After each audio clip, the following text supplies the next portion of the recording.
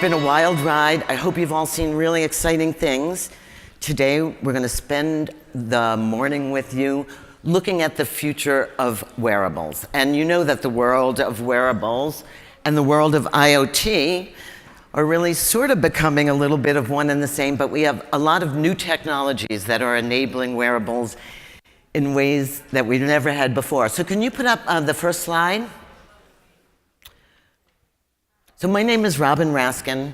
I produce a number of shows here, about 15 events altogether. So I'm going to leave you after this, run back to the LVCC, and leave you in the great hands of Julie Sylvester, my co-producer on this, and I leave you in good hands. We have terrific moderators and panelists. And slide. Can we do a slide?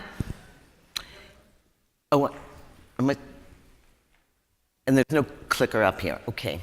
So, Wearable Tech, you'll meet Julie in a minute, and why don't we just move on to the next thing? We're going to break this event out into 4 things. The first thing we're going to talk about, I have no clicker, is that wearables are a lot of things to a lot of different people. And your first segment of the morning is going to be about fashion. So why, and the question really is why, how many people wear a wearable because it's a fashion statement? I don't see a lot of hands. And so we have a lot of things to get through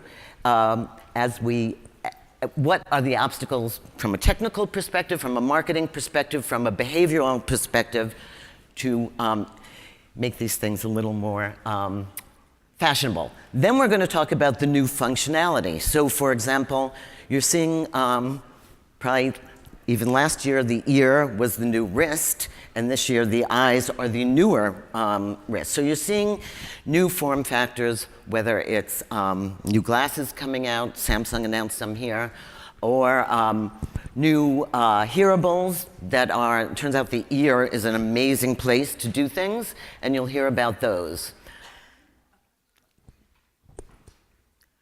This is the part that intrigues me. So my secret is that I believe to make wearables work as an industry, it's got to go to the workplace. You're already seeing if you go to China and you get in the subway, it's with a wearable. Many countries are adopting wearables to access for the office, access for their files on their computer. We had one guy who couldn't make it here today who actually implanted RFID chips in his whole staff's fingers, and it is their employee access, it's their payment system, it's their GPS, where are they?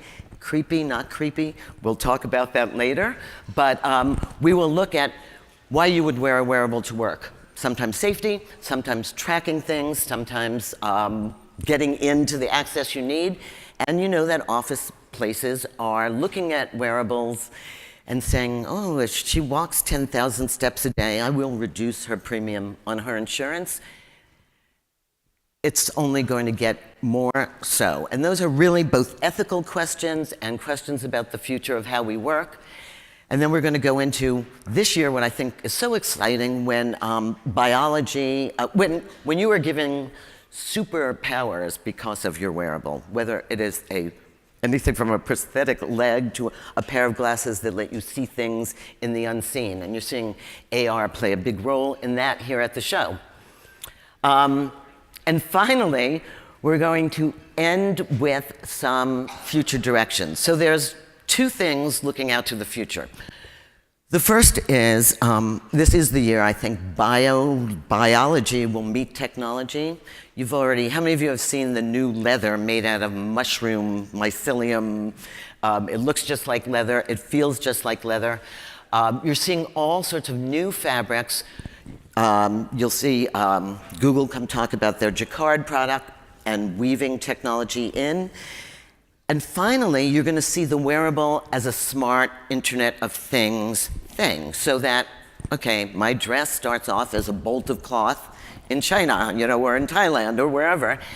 It gets tracked with a tag, and that tag keeps my garment getting smarter and smarter and smarter. It's sewn, it's inventoried, it's in the store. I hang it up in my closet, and whoa, like all of a sudden, I find out that I can get 20% off on shoes to match my wearable.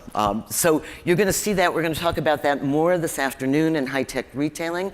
But I think what the day will do for you is show you wearables in a context of both what are the barriers to getting them more widely accepted, and what are the new technologies that are going to enable the next gen.